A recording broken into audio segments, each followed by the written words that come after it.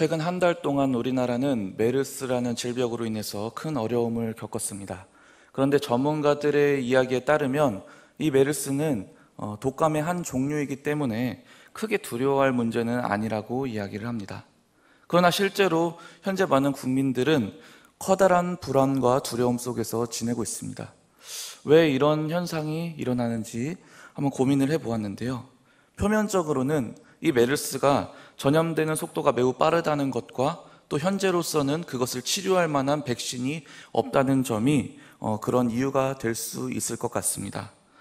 하지만 조금만 더 깊이 생각을 해보면 그 두려움의 원인에는 정부에 대한 불신과 국민들의 실망이 자리 잡고 있습니다. 이 나라에 더 이상 믿고 따를 만한 리더가 없다라는 그러한 느낌을 모든 국민들이 받고 있다는 것입니다. 이번 메르스 사태에서 정부는 초기 대응을 안일하게 하고 이후의 모습에서도 별로 나아진 모습을 보여주지 못하고 있습니다. 그러나 더 큰 문제는 이것이 처음 일어난 일이 아니라는 것입니다. 작년 우리 모두의 마음을 아프게 했던 세월호 사건이 있을 때에도 그랬습니다. 그때에도 정부를 비롯하여 선장과 승무원들, 그리고 사고를 예방하고 신속하게 사고에 대처해야 할 모든 사람들이 전혀 리더다운 모습을 보이지 못했습니다. 한 개인에서부터 국가에 이르기까지 모두 리더라고 불리는 사람들이었지만 어느 누구도 리더다운 모습을 보여주지는 못했습니다. 지금 우리가 살아가고 있는 이 시대의 진정한 비극은 연이어 일어나는 사건과 사고들이 아닙니다. 진정한 비극은 이런 상황 속에서도 믿고 따를 만한 리더가 있어야 되는데 그러한 리더가 없다는 것이 이 시대의 진정한 비극입니다. 오늘 우리가 읽은 말씀 속에 이스라엘 역시 같은 문제를 가지고 있었습니다. 당시 이스라엘 백성들은 이집트를 떠나 가나안 땅에 정착하게 된 이후 그들은 하나님을 떠나서 자신들 마음대로 살아가게 되었습니다. 이때 여호수아라는 훌륭한 지도자가 있었지만 이 여호수아가 죽고 난 이후에 이스라엘 백성들은 자연스럽게 각자 자신의 마음이 가는 대로 살아가기 시작했습니다. 한마디로 믿고 따를 만한 리더가 없는, 리더십이 바로 서 있지 못한 그런 시대였다는 것입니다. 물론 이 시대에도 사사라고 불리는 리더들이 있었습니다. 오늘 사사기 4장 말씀을 읽었는데 4장 말씀 직전에 보면은 삼갈이라는 사사가 등장합니다. 성경은 이 삼갈을 아낫의 아들이라고 소개하는데 이 아낫이라는 이름은 삼갈이라는 이름은 먼저 이스라엘식 이름이 아닙니다. 게다가 이 아낫의 아들이라고 할 때 그 아낫은 이방 여신의 이름을 말합니다. 따라서 이 여러 신학자들이 생각할 때에는 이 삼갈이라는 사사에 대해서 이방 여신을 섬기던 지역의 이방인으로 추측을 합니다. 물론 삼갈이라는 이 사사가 무척 유능했기 때문에 이스라엘의 사사가 되었을 수도 있죠. 근데 한번 생각해 보시기 바랍니다. 아무리 이스라엘이 타락했다고 할지라도 이방 여신을 섬기고 있는 지역에 사는 그 이방인을 그 이스라엘의 리더로 세웠다. 이것은 현재 이스라엘 땅에 리더의 부재가 매우 심각한 상황이었음을 알게 해줍니다. 게다가 오늘의 본문은 지금 이스라엘의 사사가 누구인가? 바로 여성 지도자인 드보라라고 이야기를 해줍니다. 특히 드보라를 처음 소개해주는 4절 말씀에 보면은 히브리어가 허용하는 모든 방법을 사용해서 이 리더가 남성이 아니라 여성이었다라는 점을 강조하고 있습니다. 당시 시대에서 남성을 제쳐놓고 여성이 리더가 되는 일은 일반적으로 절대로 일어날 수 없는 일이었습니다.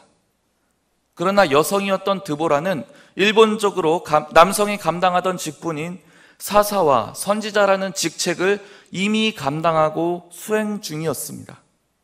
더욱이 그녀는 지금 아내로서의 역할도 감당하고 있던 상황이었습니다.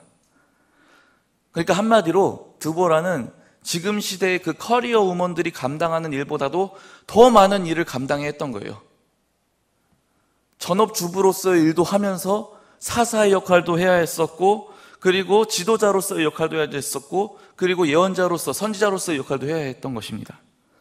이것은 물론 드보라가 그만큼 탁월한 인물이다라고 설명할 수도 있지만, 한편으로는 그만큼 이스라엘에 리더가 없었다는 사실을 보여주기도 합니다. 그나마 본문에 남성 지도자가 한 명 등장합니다. 바락이라는 장군인데, 이 바락이라는 사람은 명색이 장군이면서도 그 전쟁터에 드보라 보고 함께 가달라고 요청을 합니다. 이미 드보라를 통해서 하나님이 약속하셨어요. 내가 이 가나안 왕 야빈의 군대를 다 너의 손에 맡기겠다, 그런 약속을 받았는데도 불구하고 드보라 보고 당신이 같이 안 가면 나도 같이 안 갈 거라고 이런 식으로 떼를 쓰기도 합니다. 이 같은 사실들은 당시 이스라엘에서 마땅히 바른 리더십을 행해야 할 존재들이 그러지 못하고 있었음을 보여주고 있습니다. 우리는 여기에서 왜 이스라엘에 리더가 부재했고 리더십이 부재했는지를 생각해 보아야 합니다. 왜 그들에게는 리더와 리더십이 없었습니까? 그것은 그들이 하나님을 떠나 있었기 때문이었습니다. 리더가 리더십을 발휘하게 하는 능력을 흔히 카리스마라는 단어를 사용합니다. 이 카리스마라는 단어는 세상 사람들도 많이 쓰는 단어입니다. 그런데 이 카리스마라는 단어는 원래 세상 사람들이 쓰는 말이 아니라 성경에서 나타나는 말입니다. 그 뜻은 하나님이 리더에게 특별히 부어주시는 능력을 의미합니다. 무슨 말입니까? 리더의 권위와 능력은 오직 하나님께로만 임한다는 뜻입니다. 바른 리더, 온전한 리더십은 하나님께서 세우십니다. 그렇기 때문에 하나님을 떠난 그들에게 바른 리더십과 바른 리더가 없었다라는 사실은 어떻게 보면 너무나도 당연한 결과였습니다. 그런데 더 큰 문제는 이것이 단순히 지금 한 번 있던 일이 아니라 이스라엘 역사에서 끊임없이 반복되는 고통의 문제였다는 사실입니다. 특히 본문의 배경이 되는 사사시대에는, 그리고 그 사사시대가 끝난 이후에도 이스라엘 백성들은 여전히 계속해서 하나님을 떠나기를 끊임없이 행하고 있습니다. 그러나 여기에 소망이 있습니다. 비록 이들이 그토록 반복해서 하나님을 떠나 불순종하며 범죄하게 되었지만 그들은 결국 구원받았습니다. 그것은 그들이 마침내는 하나님을 기억하고 하나님께 부르짖었기 때문입니다. 사사기에서 이스라엘의 반복된 타락과 불순종에도 불구하고 그들이 계속해서 살아날 수 있었던 것은 그들의 부르짖음이 있을 때마다 하나님께서 단 한 번도 거절하지 않으시고 그들에게 신실하게 응답하셨기 때문입니다. 본문에서 이스라엘 백성들은 계속 우상을 섬기고 타락하다가 무려 20년간이나 타락하다가 마침내는 하나님께 다시 부르짖었습니다. 그리고 드디어 이스라엘의 구원의 역사가 시작됩니다. 그런데 이 본문은 아주 독특한 이야기를 보여줍니다. 보통 사사기에서 보면 다른 이야기들에서 볼 때 특별한 리더나 영웅을 세워줍니다. 그래서 그 특별한 리더나 영웅을 통하여 이스라엘을 구원해주는 그러한 장면들이 나타납니다. 그런데 오늘 본문에서 누가 이스라엘의 영웅이었는가? 라고 질문을 한다면 대답하기가 참 어렵습니다. 많은 그리스도인들은 오늘 본문을 읽을 때 당연히 이 드보라가 이 이야기의 핵심 영웅 아니겠느냐 이렇게 이야기를 합니다. 아니면 적의 총군사령관이었던 시스라를 죽임으로써 이 전쟁에 가장 큰 공을 얻었던 야엘이라는 그 여인이 가장 영웅이 아니었는가 이런 이야기도 할 수가 있습니다. 그도 아니면 마음은 비록 약했지만 직접 군대를 움직였고 전투에서 결국 승리를 얻어낸 바락도 있습니다.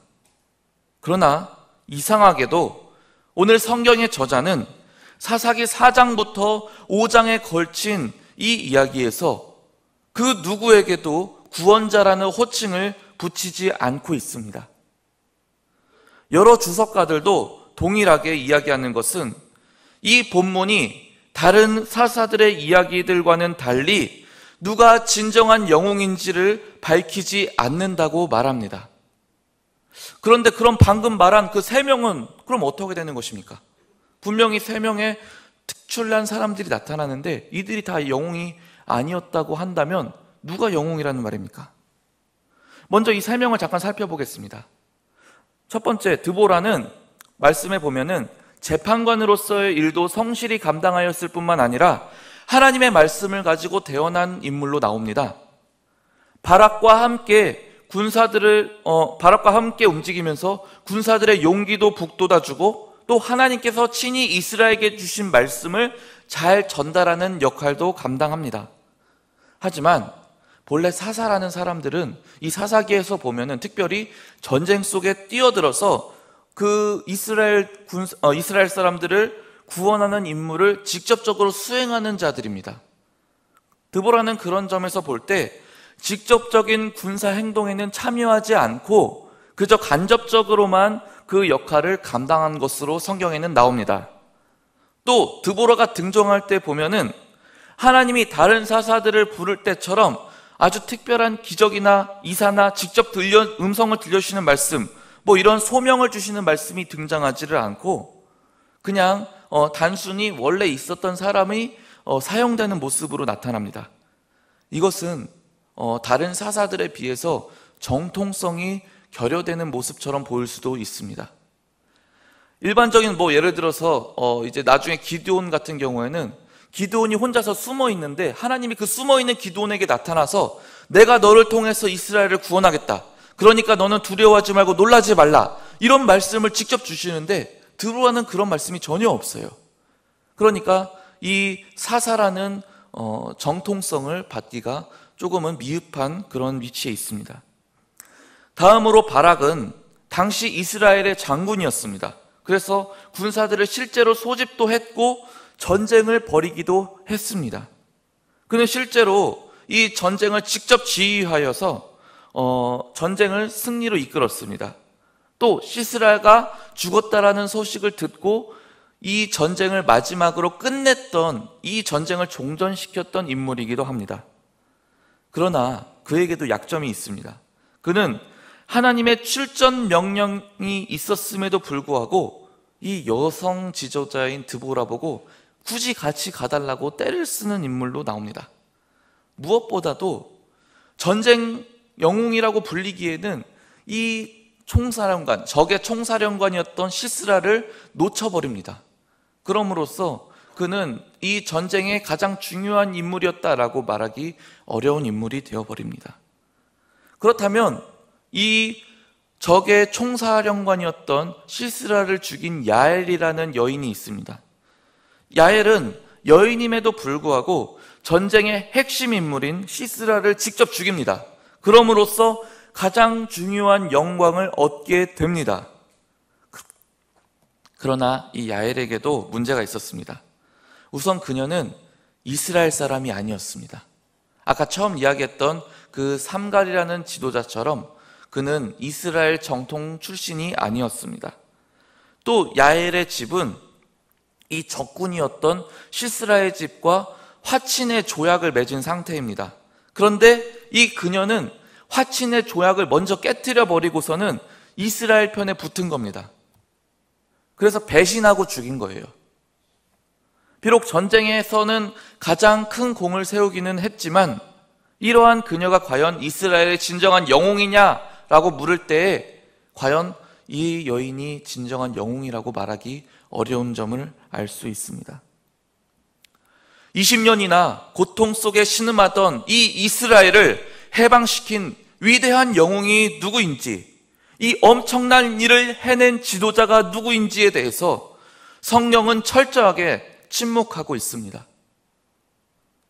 그런데 지금의 우리도 이와 비슷한 상황입니다. 우리도 지금 너무나 답답한 현실을 살아가고 있지 않습니까? 그래서 많은 사람들이 대통령 선거 때마다 누군가 나타나서 우리의 이 답답한 현실을 해결해 주었으면 하는 그러한 간절한 바람을 갖고 있지 않습니까? 한국교회의 답답한 이야기들을 들을 때마다 뉴스를 통해서 목회자들과 또 교회의 여러 가지 비리들과 문제들이 나타난다는 이야기를 들을 때마다 누군가 뛰어난 리더가 나타나서 이 모든 문제를 해결해 주었으면 하고 바라고 있지 않습니까? 그러나 이 혼란한 시대에도 그러한 영웅은 보이지 않고 나타날 기미도 없습니다. 마치 본문 속 이스라엘 백성들에게 진정한 리더가 보이지 않는 것과 마찬가지입니다. 그러나 23절 말씀을 보면 누가 이스라엘의 진정한 영웅인지 성경은 드러내고 있습니다. 함께 사사기 4장 23절 말씀을 함께 한 목소리로 읽겠습니다. 시작. 이와 같이 이날에 하나님이 가나안 왕 야빈을 이스라엘 자손 앞에 굴복하게 하신지라. 아멘. 성경은 그 누구도 진정한 리더가 아니었다고 말합니다. 그러나 그와 동시에 이스라엘의 진정한 사사이며 구원자는 오직 하나님 한 분이심을 명확하게 선포하고 있습니다.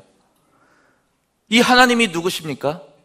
무려 400년간이나 당시 세계 최강대국이었던 애굽에서 종살이하던 이스라엘을 그들을 구원해낸 전능하신 구원자 아니십니까? 하나님은 이스라엘 백성들을 정말로 사람이 생각할 수도 없는 놀라운 방식으로 그 이집트에서 구출해 내셨습니다.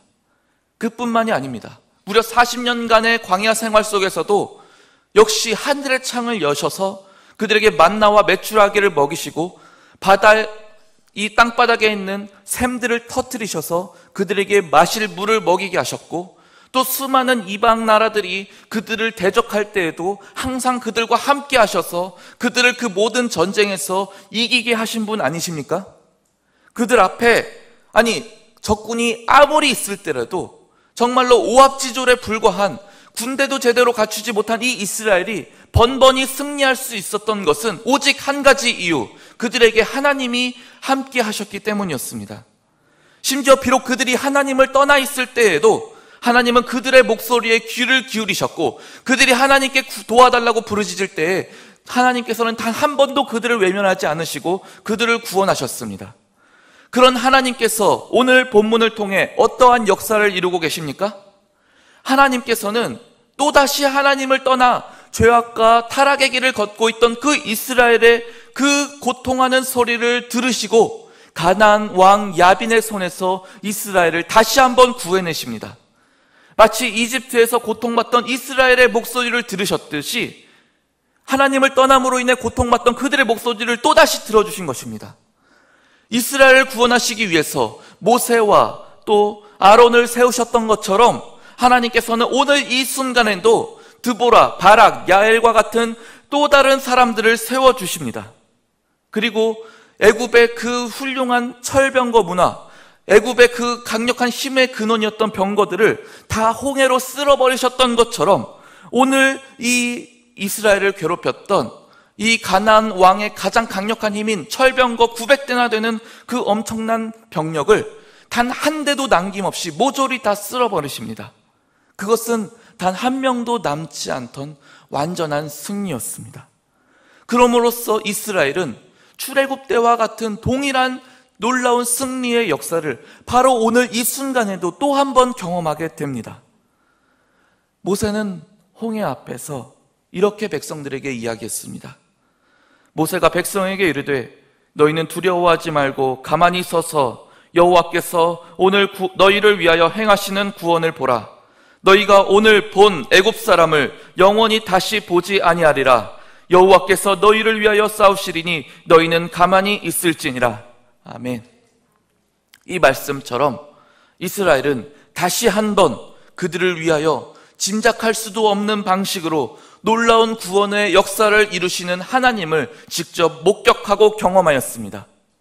이스라엘의 진정한 영웅은, 진정한 리더는 과거에도, 그리고 지금 이 현재에도, 그리고 앞으로도 오직 여호와 하나님 한 분뿐이셨습니다. 수많은 사람들은 지금도 여전히 위대한 리더가 나타나길 기다리고 있습니다. 그러나 우리는 이 대한민국을 불과 50년 전만 해도 전쟁의 그 고통 속에서 신음하던 이 땅을 살리신 분, 이 한국교회가 불모지에 불과했던, 정말 단 한 사람도 예수 그리스도를 믿는 자가 100년 전에만 해도 없었던 이 땅 가운데에도 바로 이 한국교회를 여기까지 인도해 오신 분이 하나님이심을 잘 알고 있습니다. 이제 우리는 정부를 더 이상 신뢰할 수 없다고 말하기 전에 모든 교계의 지도자들이 부패하고 타락했다고 비판만 하기 전에 우리에게 새로운 왕을, 훌륭한 리더를 세워달라고 떼쓰기 전에 우리는 우리의 구원자이며 우리의 진정한 리더가 되시는 하나님께 다시 돌아가야만 합니다. 이 땅의 비참한 현실을 놓고 통회하며 하나님께 무릎 꿇고 부르짖어야만 합니다. 내일은 6.25 전쟁이 발발한 지 65주년이 되는 해입니다. 우리는 이 땅에 다시는 6.25와 같은 비극이 일어나지 않도록, 세월호 참사와 메르스 사태가 더 이상 반복되지 않도록 하나님의 백성된 우리는 오직 하나님을 간절히 구해야만 합니다. 하나님은 이전에 홍해를 가르셨듯이, 그리고 오늘 본문에서 가나안 왕 야빈의 철병거들을 완전히 전멸시키셨듯이, 지금까지 우리를 놀라운 권능으로 이끌어 주셨듯이 지금 이 시대에도 우리를 위해서 싸우시고 우리를 인도해 주실 것입니다. 우리의 진정한 리더는 오직 만군의 주 여호와 하나님이십니다. 함께 기도드리겠습니다.